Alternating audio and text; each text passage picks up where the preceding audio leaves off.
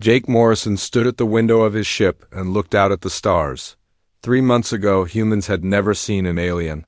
Now he was flying to meet 12 different alien races who ruled the galaxy. The trip to Neptune would take 6 hours, and Jake used the time to think about everything that had changed. The aliens had come to Earth in a big silver ship. They said they were from something called the Galactic Council. They wanted to invite humans to join them as a new member. Jake remembered watching the news that day. Everyone on Earth was excited and scared at the same time. "Commander Morrison, we're almost there," said Captain Lisa Barnes. She was sitting at the control panel, checking the ship's systems. Lisa was one of Earth's best scientists who studied living things. She had spent weeks learning about the aliens they were going to meet. "Thank you, Captain," Jake said. He walked over to where Frank Powell was reading files on his tablet. Frank was Earth's top diplomat. His job was to make sure the meeting went well. "Are you ready for this?" Frank asked Jake. "As ready as anyone." "Can be for meeting aliens?" Jake said with a small smile. The space station called Harmony Point was huge. It was bigger than any city on Earth. Jake had never seen anything like it. The station was made of metal and glass, and it spun slowly in space near Neptune. Ships from different worlds were docked all around it. "Look at that," Lisa said, pointing. "At a red ship with strange curves? That must be from the Zentari Empire." Jake nodded. He had studied the files about each alien race. The Zentari were proud warriors who had built a big empire. They were tall and strong, with skin that looked like metal. The Zentari thought they were the best fighters in the galaxy. "And that one," Frank said, pointing at a black ship covered in lights, "that's from the Vex Collective." The Vex were different from the Zentari. They were small and thin, but they were very smart. They built computers and machines that could think. The Vex believed that logic and math could solve any problem. Their ship docked at the station. Jake felt his stomach turn as artificial gravity kicked in. He had been in space before, but this was different. This was alien space. A robot met them at the airlock. It looked like a human, but moved too perfectly. "Welcome to Harmony Point," it said in perfect English. "Please follow me to the meeting room." The inside of the station was amazing. The walls were made of some kind of white material that seemed to glow. Plants from different worlds grew in gardens along the walkways. Jake saw other humans walking around, but they were all wearing the same gray uniforms. These were the humans who had been living on the station for the past few months, learning about alien culture. The meeting room was round and very large. 12 different types of aliens sat around a curved table. Jake tried not to stare, but it was hard. Some of the aliens looked almost human. Others were completely different. The leader of the meeting was an Ilari named Kethvar. The Ilari were one of the oldest races in the galaxy. They had been traveling between stars for thousands of years. Kethvar was tall and thin, with pale blue skin and large black eyes. "Welcome, humans," Kethvar said. His voice was soft but somehow filled the whole room. "We are pleased to offer your species membership in the Galactic Council." "We are honored," Frank said, standing up. "Earth accepts your invitation." "Good," said a Zentari general named Morthok. He was huge, almost 8 feet tall, and his metal-like skin was covered in scars. "But you must understand your place. Humans are a Class C species. You are new to space travel. You will have limited voting rights and limited access to our technology." Jake felt a flash of anger but kept his face calm. He had expected this. The aliens had already decided that humans were not very important. "We understand," Frank said. "We are grateful for any chance to learn from you." The meeting continued for hours. The aliens explained how the galaxy worked. Each race had their own area of space to control. They traded with each other and sometimes fought small wars. The council kept the peace and made sure no one race became too powerful. Jake listened carefully, but he also watched. He noticed how the aliens acted around each other. The Zentari general sat up straight and spoke loudly. The Vex representatives barely moved and spoke in quiet, precise words. The Ilari acted like they were bored by everything. During a break, Lisa walked over to Jake. "Did you see how they eat?" she whispered. "What do you mean? Does the Centauri only eat meat? The Vex only eat these small pills. The Ilari barely eat anything at all, and look at their hands." Jake looked. Lisa was right. Each alien race had different types of hands. The Centauri had thick fingers that looked strong. The Vex had long, thin fingers that moved very fast. The Ilari had hands that looked delicate, like they had never done hard work. "Interesting," Jake said quietly. As the day went on, Jake noticed more things. The aliens were very predictable. When a Centauri spoke, they always stood up first. When a Vex spoke, they always consulted their computers. When an Ilari spoke, the others always became quiet and listened. During dinner, Jake sat between two aliens he had never met before. One was from a race called the Korath, who looked like giant insects. The other was from the Hegemony, who were covered in fur and had long tails. "Tell me about human military," the Korath said. Its voice sounded like metal scraping against metal. "We have armies and navies," Jake said simply. "Nothing compared to the great fleets of the Centauri, of course." The Korath seemed satisfied with this answer, but Jake noticed something. The Korath's eyes kept moving to look at the Centauri across the room. There was something like fear in those eyes. Later, when the Hegemony alien asked about human technology, Jake gave a similar answer. "We have computers and ships, but nothing like the great machines of the Vex." Again, the alien seemed satisfied, but Jake saw the same thing. The Hegemony alien kept looking at the Vex with worried eyes. As the evening ended, Jake realized something important. The aliens were not working together as much as they pretended. They were watching each other, judging each other, maybe even fearing each other. "How did it go?" Lisa asked when they were back on their ship. "Better than expected," Jake said. He sat down and opened his personal log. "The galaxy might not be as unified as they want us to believe." "What do you mean?" Jake looked out at the stars again. "I think the galaxy's apex predators might not be as apex as they think." Frank joined them in the main cabin. "So what's our next move?" "We accept their offer," Jake said. "We become junior members, we learn everything we can, and we watch." "Watch? For what?" "For the moment when they realize they made a mistake underestimating us." The ship started its journey back to Earth. Jake made notes in his log about everything he had seen.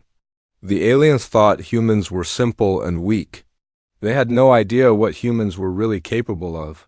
That was their first mistake. As Earth grew larger in the view screen, Jake smiled. The galaxy was about to learn what it meant to underestimate humanity.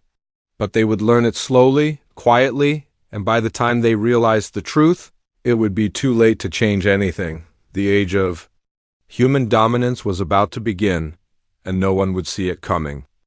4 years had passed since humans joined the Galactic Council. To most aliens, humans seemed like eager students who were happy to learn from their betters. They had no idea what was really happening. Dr. Pete Collins walked through the gardens of Centauri Prime, the home world of the warrior race. He carried a tablet full of notes about alien plants, but that was not why he was really there. Pete was supposed to be studying how to grow food on different worlds. The Centauri thought this was a good job for a simple human scientist. "The soil here is very rich," Pete told his Centauri guide, a young warrior named Colmeg. "Your people must have been excellent farmers before they became great warriors." Colmeg puffed out his chest with pride. "Yes, my people have always been strong. We built the greatest military in the galaxy through strength and honor." Pete nodded and made notes on his tablet. But he was not writing about plants. He was writing about the military base he could see in the distance. The Centauri had built their farms right next to their weapon factories. Pete had now visited 37 Centauri worlds, and they all followed the same pattern. He knew exactly where every major military installation was located. "Tell me about the old wars," Pete sighed. "I find military history fascinating." Colmeg was happy to talk. The Centauri loved to tell stories about their victories. For the next hour, Pete learned about Centauri battle tactics, their chain of command, and their military weaknesses. The Zentari thought they were bragging to an impressed human. They had no idea they were giving away military secrets. Meanwhile, on the other side of the galaxy, Dr. Amy Collins was working in a Vex research station. Amy was Pete's wife, but they had not seen each other in 2 years. Both were too busy with their real mission. "The human mathematical concept is interesting," said Vex Unit Prime 7, the leader of the research station. "The Vex did not use normal names. They used numbers and titles instead. Your species has an unusual way of solving problems," Amy smiled. "We are not as advanced as you, but we try our best."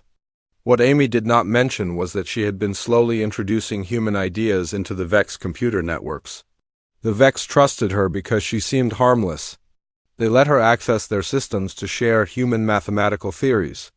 But Amy was actually mapping every major computer network in Vex space. The Vex were very proud of their logic and their machines. They thought in straight lines and never considered that someone might be tricking them. Amy had learned that the Vex had a single weakness. All their computer systems were connected. If someone could access one system, they could access them all. On the mining world of Kepler 442b, Dan Cooper was loading cargo containers onto his ship. Don owned a small shipping company that moved goods between human colonies and alien worlds.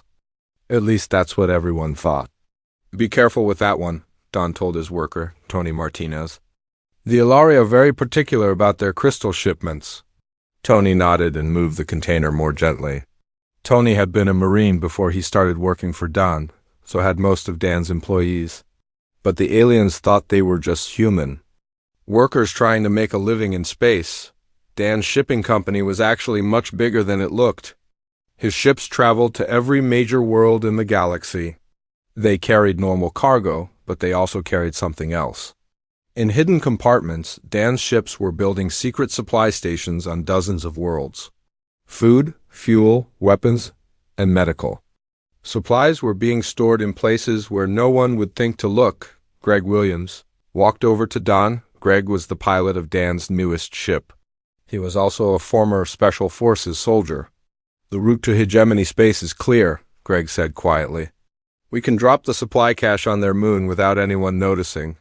"Good," Dan said. "How many stations do we have now?" 87 complete. 43 more under construction," Don smiled. "If there was ever a war, human forces would have supplies waiting for them all over the galaxy." The aliens had no idea that humans were quietly building a military supply network under their noses. Back on the council homeworld, Susan Clark was hosting another dinner party. Susan worked at the human embassy, and she was famous for throwing the best parties on the station. Aliens from all 12 races came to her events.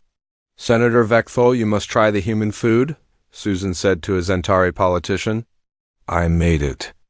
"Myself," the Zentari senator took a bite and smiled. "Delicious. Humans may be primitive, but you certainly know how to cook."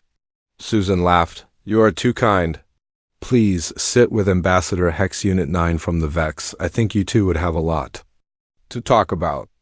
Susan moved through the party, introducing aliens to each other, making sure everyone was comfortable. She seemed like a simple, friendly human who just liked to make people happy.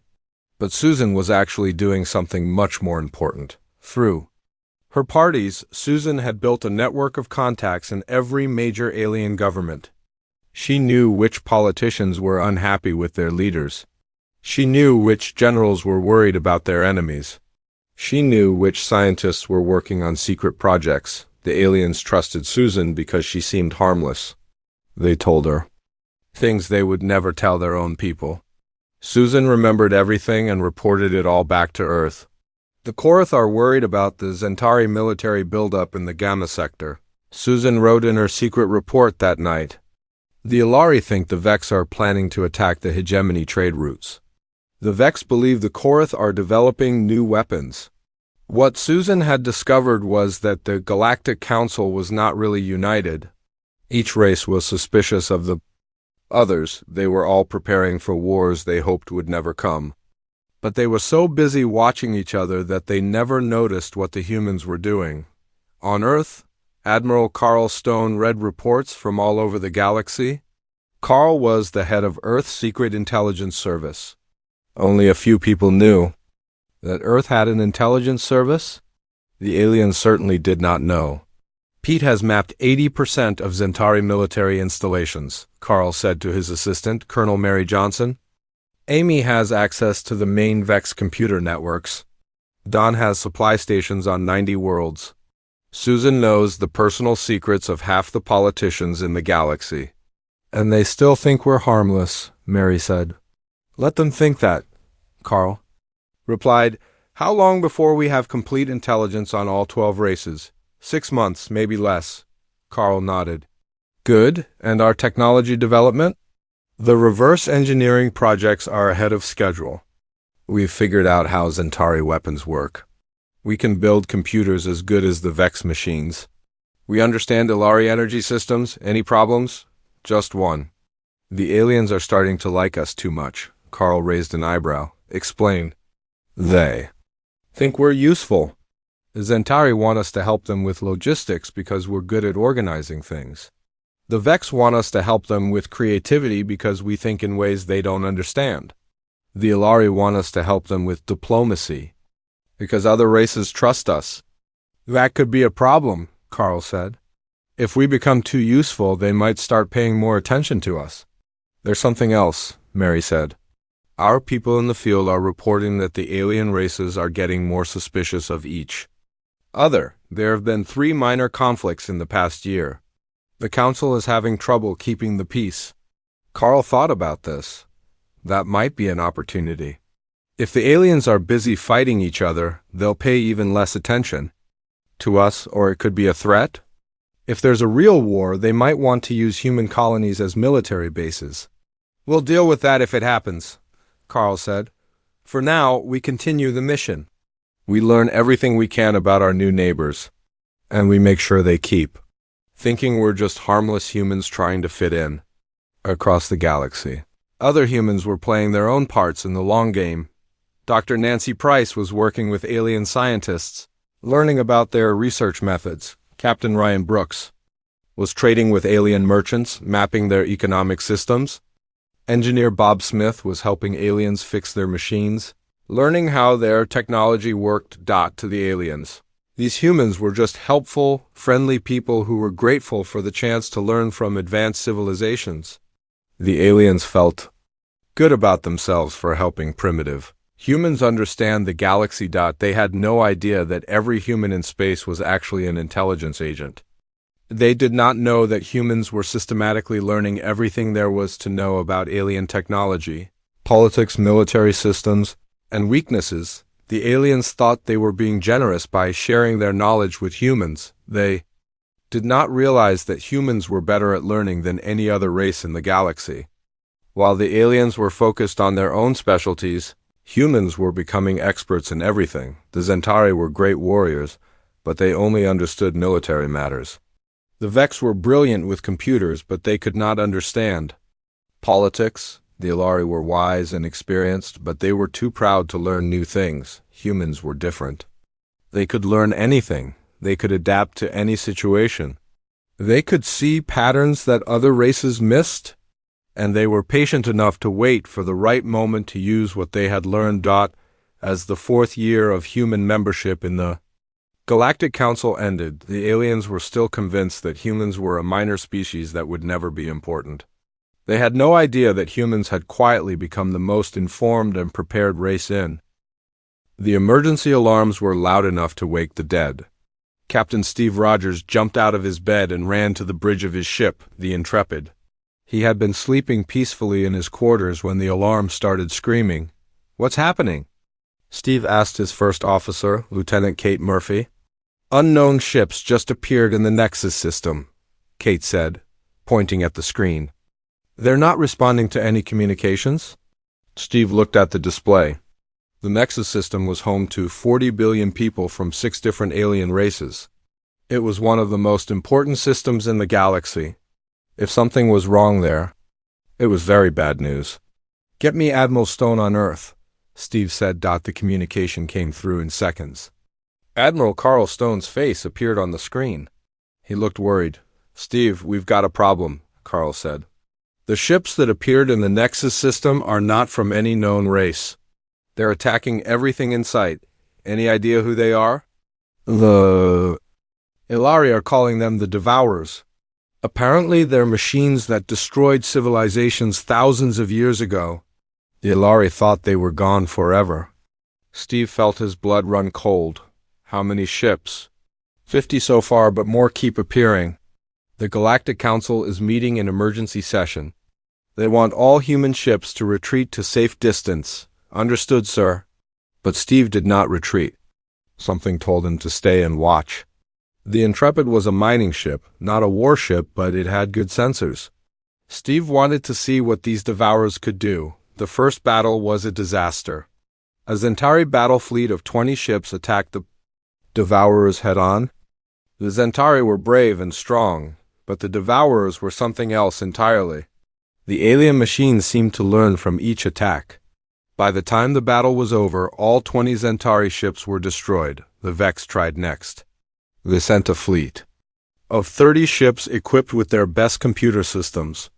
The Vex ships used complex battle plans and logical tactics, but the Devourers adapted to their logic. Within an hour, the Vex fleet was gone too. "Captain," Kate said, "we're receiving a distress signal from a refugee ship. They're carrying 10,000 civilians from the Nexus system. Where are they?" "About 20 million kilometers from here, but there's a problem. 3 Devourer ships are chasing them." Steve looked at the screen. The refugee ship was slow and defenseless. The Devourers would catch it in less than an hour. "Set course for the refugee ship," Steve said. "Sir, we're not a warship. We don't have any weapons. We have mining equipment. And we have something the Devourers don't expect."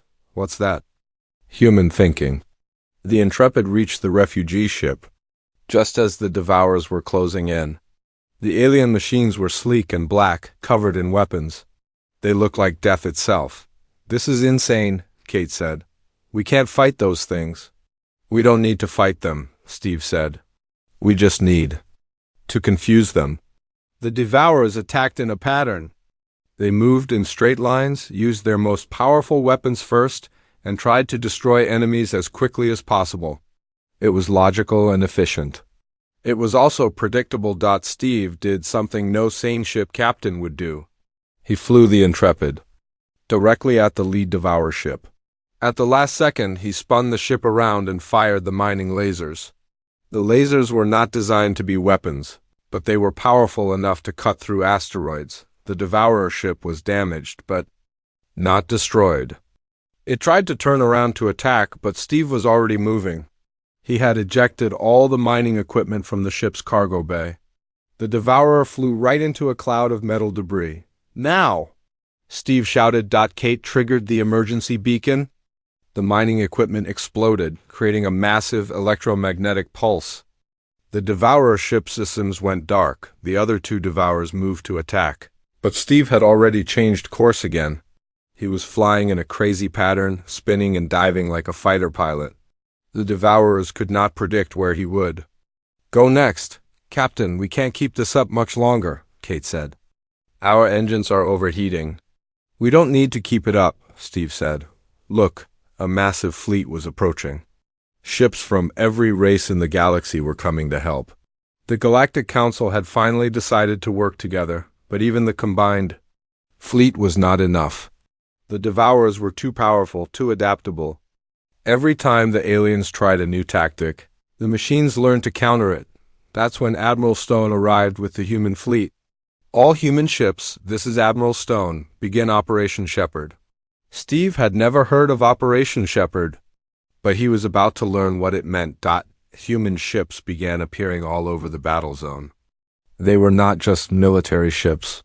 There were cargo vessels, passenger ships, mining ships, and research vessels. Every human ship in the galaxy seemed to be there. "What are they doing?" Kate asked. Steve watched in amazement. The human ships were not attacking the Devourers. They were doing something much more important. They were coordinating the alien fleets. "Zentari Battle Group Alpha, this is Human Coordinator Ship Phoenix. Move to position 77 Alpha and prepare for combined." Attack with Vex computational fleet. Vex ships, this is Human Coordinator Ship Aurora. Upload your battle analysis to frequency 9-7. Ilari ships will provide cover while you calculate new attack patterns. Ilari vessels, this is Human Coordinator Ship Horizon. The Korath needs support on the left flank. The Hegemony will provide additional firepower. For the first time in galactic history, all the alien races were working together as one fleet. And the humans were the ones making it happen. How do they know how to do this? Kate asked. Steve smiled. Because we've been watching and learning for 4 years. We know exactly how each race fights. We know their strengths and weaknesses. We know how to make them work together. The battle turned around quickly. The Devourers were designed to fight individual fleets, not a coordinated alliance. When the Centauri attacked from the front while the Vex provided electronic support and the Ilari gave covering fire, the machines could not adapt fast enough, but the biggest surprise was yet to come. Don Cooper's cargo ships began dropping supplies all over the battle zone. The aliens were amazed to discover that humans had been secretly storing fuel, ammunition, and repair equipment on dozens of worlds. How did you know we would need this? Asked General Morthak, the Centauri commander. We didn't, replied Captain Ryan Brooks, who was commanding one of the supply ships, but we prepared for every possibility. The tide of battle had turned, but the war was far from over. The Devourers were sending more ships from the galactic core. The final battle would be fought at the Nexus system itself. All ships, this is Admiral Stone, prepare for the final assault. We're going to end this war today. Steve looked at the battle display. There were over 1,000 ships from every race in the galaxy. Human ships were scattered throughout the fleet, not as combat vessels but as coordinators and support ships. Captain, Kate said, I'm getting reports from all over the galaxy. Human ships are activating hidden defense systems on hundreds of worlds. The mining equipment that Dan Cooper's company installed is turning into weapons platforms. And the agricultural research stations that Pete Collins set up are actually military bases. Added the communications officer. Steve began to understand. For 4 years, humans had been quietly building a military infrastructure throughout the galaxy. They had disguised it as civilian projects, but it was actually the most advanced defense network anyone had ever seen. This is incredible, Kate said. The humans have been planning for this war since the day they joined the Council. Not planning for this war specifically, Steve said. Planning for any war. The humans knew that eventually something would threaten the galaxy. They just wanted to be ready. The final battle was the largest space battle in galactic history. Over 2,000 ships fought against 500 Devourer vessels. The key was coordination. The humans had turned 12 different alien fleets into one massive, unified force. The Devourers were defeated but not destroyed. They retreated back to the galactic core, where they would probably stay for another 1,000 years. As the battle ended, Steve realized that everything had changed. The aliens were looking at the humans with new respect. The weak, primitive species that had joined the Council 4 years ago had just saved the galaxy.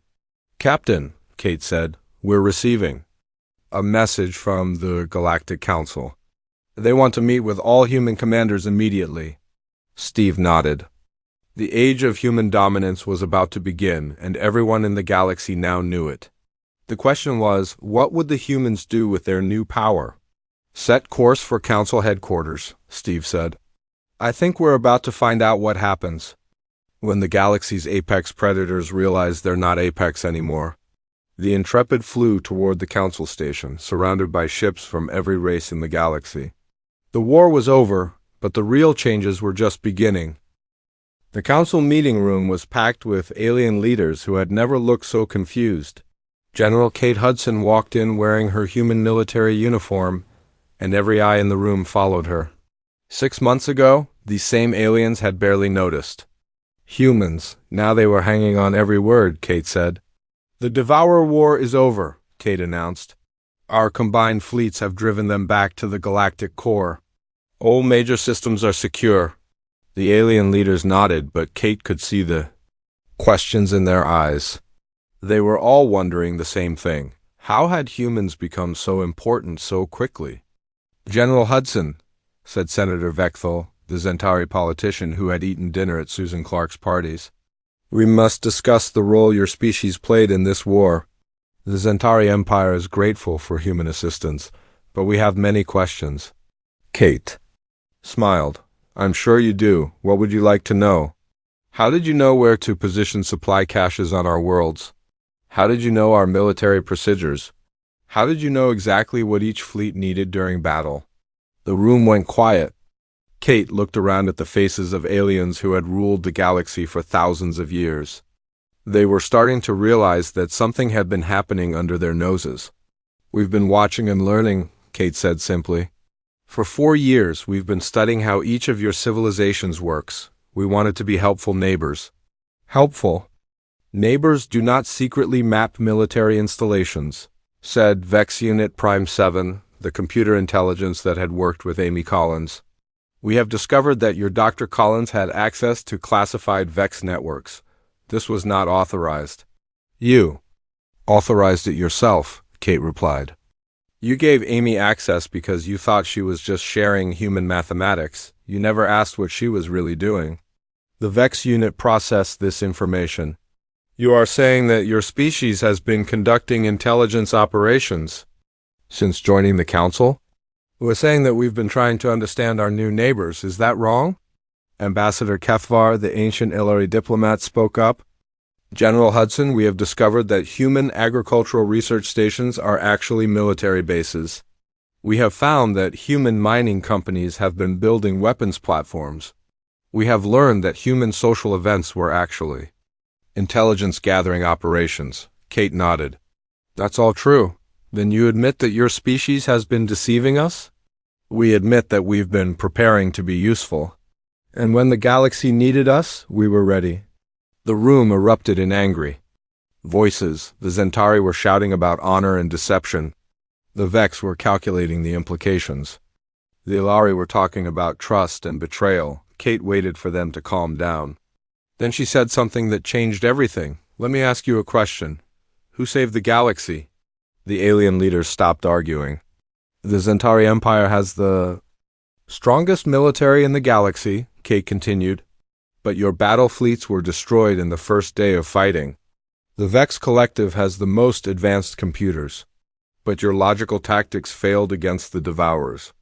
The Ilari Dominion has thousands of years of experience. But your ancient weapons were not enough. Kate stood up and walked to the center of the room. Every single one of your civilizations is powerful in its own way. But none of you could beat the Devourers alone. You needed to work together. And the only species that could make you work together was humanity? Because you had been spying on us, Senator Vekthal said angrily. Because we had been learning from you, Kate corrected. The Zentari taught us about military honor. The Vex taught us about logical thinking. The Ilari taught us about patience and wisdom. We learned from all of you. And then you used what you learned against us, said the Korath representative, clicking his mandibles in annoyance. We used what we learned to save you, Kate replied. When the Devourers attacked, who coordinated the defense? When your fleets needed supplies, who provided them? When your civilizations needed to work together, who made it possible? Dr. Nancy Price, who had been working with alien scientists for 4 years, stood up from her seat in the back of the room. May I say something? Nancy asked. Kate nodded.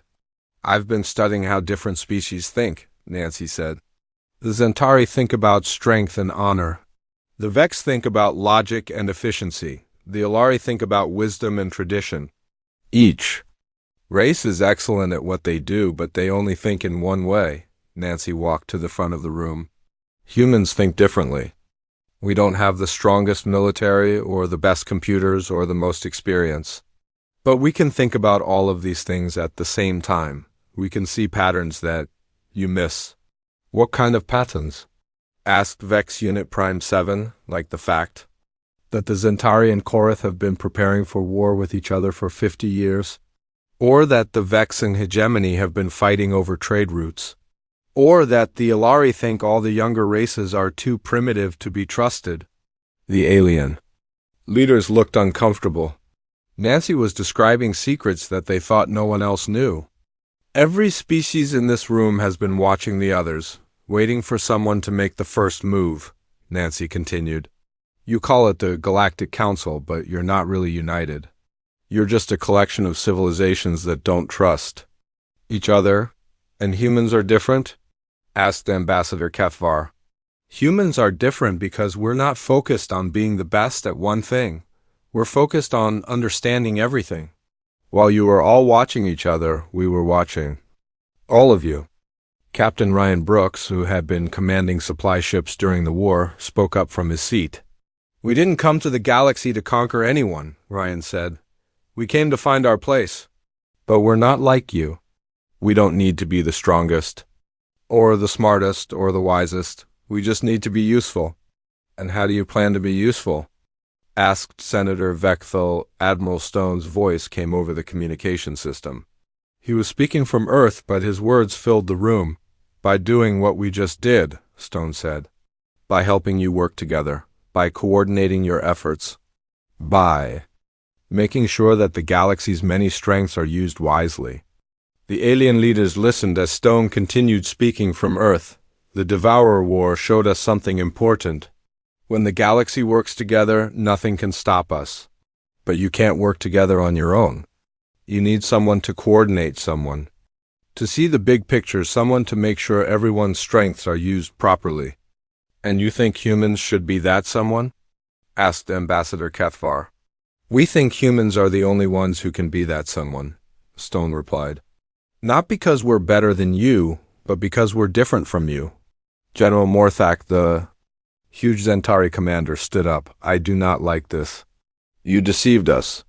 You pretended to be weak while building a secret network across the galaxy. We didn't pretend to be weak, Kate said. We are weak. A single Zentari warrior could defeat 10 human soldiers. A single Vex computer could outthink 100 human scientists. A single Alari diplomat has more wisdom than our entire government.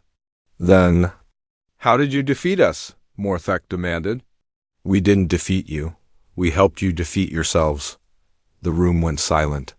Kate could see that the alien leaders were starting to understand.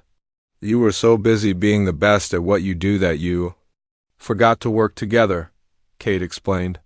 The Zentari were so focused on military strength that they ignored diplomacy. The Vex were so focused on logic that they ignored creativity. The Alari were so focused on tradition that they ignored new ideas. While humans were focused on everything at once, said Dr. Nancy Price. We're not the best at anything, but we're good enough at everything. That makes us useful, Captain Ryan Brooks stood up.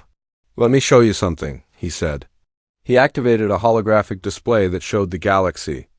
This is what the galaxy looked like during the Devourer War, Ryan said. The display showed the positions of every fleet, every supply depot, every communication relay. Every red dot is a human ship or station.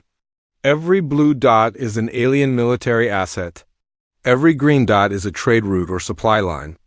The aliens stared at the display. There were thousands of red dots scattered throughout the galaxy. We had people and equipment positioned everywhere, Ryan continued. Not because we were planning to invade, but because we were planning to help. When the war started, we were ready to support every alien fleet, coordinate every battle, and supply every need. This is impossible, said Vex Unit Prime 7. How did you build such a network without us noticing? Because you weren't looking for it, Kate said. You were looking for threats? You were watching each other, waiting for someone to build a battle fleet or develop a super weapon. You never thought to watch for someone building a support network. Susan Clark, who had been hosting parties and gathering intelligence for 4 years, spoke up from her seat. I gave dinner parties, Susan said. I met politicians and generals and scientists from every race. I listened to their problems and their fears. I learned about their conflicts and their needs. And I reported everything back to Earth. You spied on us, Senator Vekthal accused. I listened to you, Susan corrected. You told me everything willingly. You trusted me because I seemed harmless, and I was harmless. I never used the information to hurt anyone. I used it to help. Help? asked Ambassador Kethvar. By knowing what you needed before you asked for it. When the Zentari needed supplies during the war, we already had them positioned. When, 6 months after the Devourer War, President Helen Murphy stood in the Oval Office looking at a holographic display of the galaxy. Every star system was marked with different colors showing trade routes, military positions, and diplomatic relationships. It was more complex than any map Earth had ever created. "The Galactic Council has made their decision," said Admiral Stone, who was sitting across from her desk. "They want to formalize the new arrangement." Helen nodded. "What are they calling it?" "The Galactic Coordination Treaty. It officially recognizes humanity's role in maintaining interspecies cooperation and galactic security." "And the aliens are actually agreeing to this," Stone smiled. "They don't have much choice. The past 6 months have proven that they need U.S. more than we need them." Helen looked at the reports on her desk.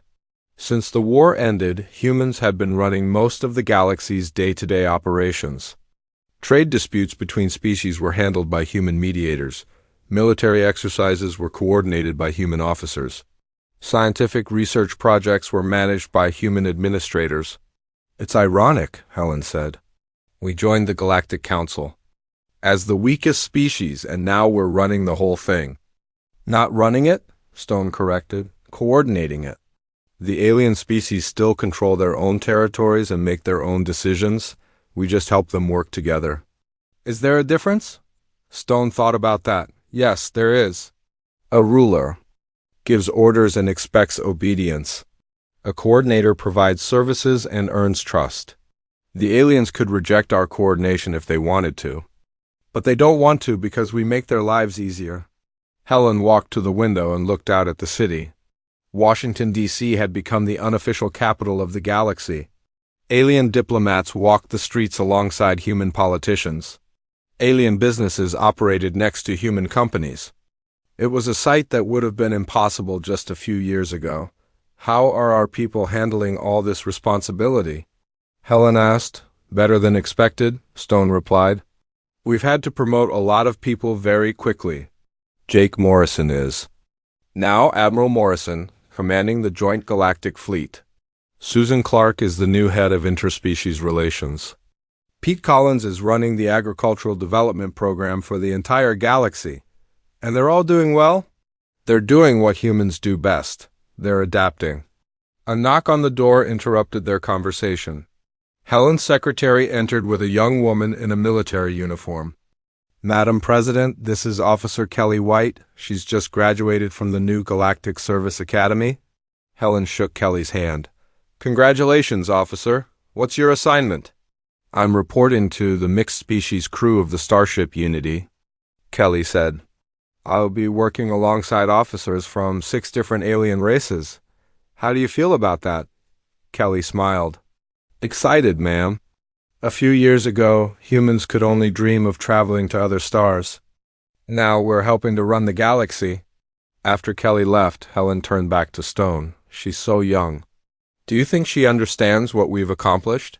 "I think she understands what we've become," Stone said.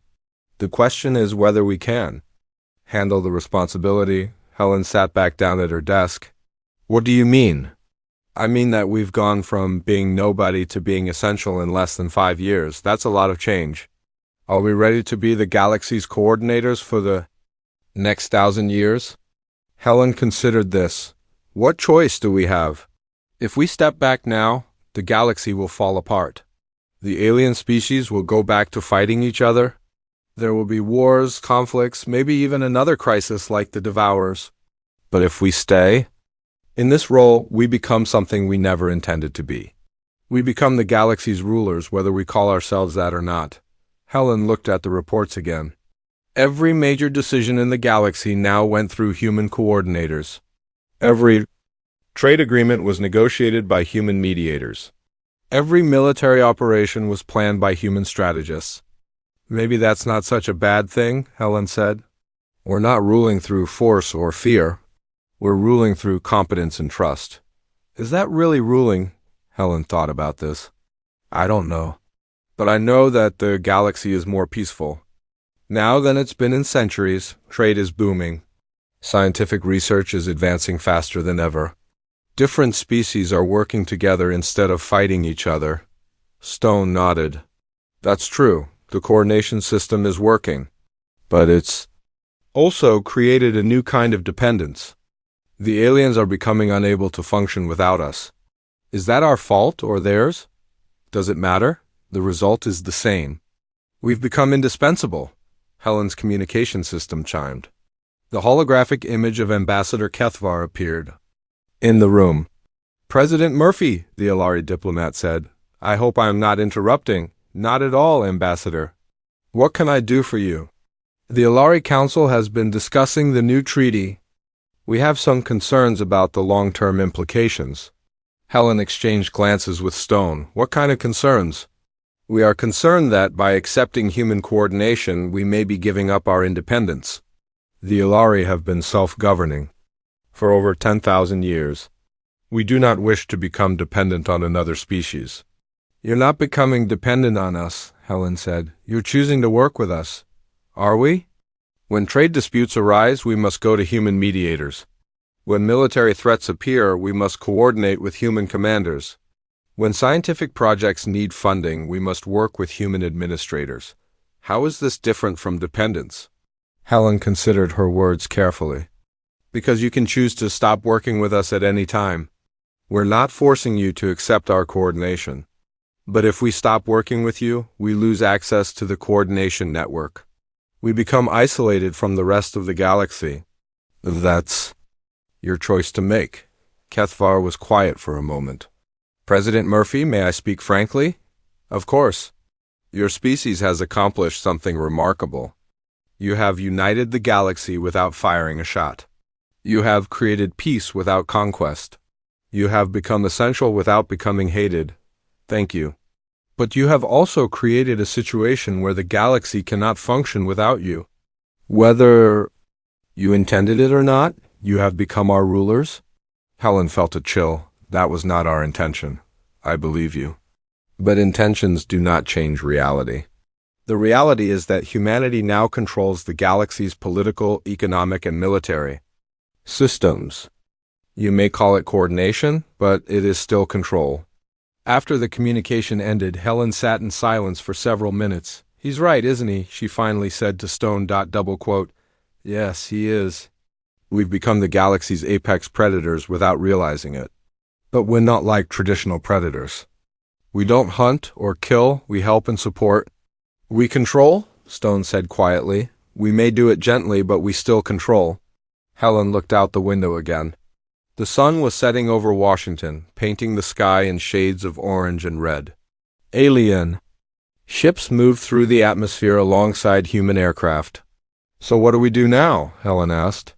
We prove that we're worthy of the trust that's been placed in us, Stone said. We use our position to make the galaxy a better place. We help other species develop their own capabilities. We make sure that our coordination serves everyone's interests, not just our own. And if we fail, then we become the kind of rulers that the galaxy has seen before, the kind that use their power for their own benefit instead of serving others. Helen stood up and walked to her desk. She picked up a pen and signed the Galactic Coordination Treaty. Then we'd better not fail, she said. 3 months later, Officer Kelly White was working on the bridge of the Unity when an emergency call came in. A trade dispute had broken out between the Korath and the Hegemony. Both sides were demanding that their fleets take action. This is Unity responding to distress call, Kelly said into her communicator. We'll be there in 6 hours. To mediate. Her Zentari crewmate, Lieutenant Corvell, looked at her with respect. How do you always know what to do in these situations? Kelly smiled. I don't, but I know how to find out. I'll contact the human trade mediators, get the background on the dispute, and coordinate with both fleets to prevent any fighting. And they'll listen to you? They'll listen to the coordination network. I'm just the person who operates it. As the Unity changed course toward the disputed system, Kelly realized something important. The aliens on her crew didn't see her as their ruler. They saw her as their colleague, Someone who helped them do their jobs better. Maybe that was the secret to humanity's success. They had become powerful not by dominating others, but by serving them. They had become apex predators not by hunting, but by protecting. The galaxy was vast and full of different species with different strengths. But it needed someone to help all those species work together. Humanity had volunteered for that job, and they had proven they could do it well. As the Unity approached the disputed system, Kelly prepared to do what humans had become famous for throughout the galaxy. She would listen to both sides, understand their needs, and find a solution that worked for everyone.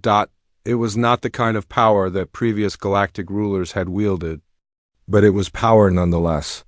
And with that power came the responsibility to use it wisely. The age of human dominance had begun, not with conquest, but with service. The galaxy's new apex predators were not hunters, but coordinators. And perhaps, Kelly thought, that was exactly what the galaxy needed.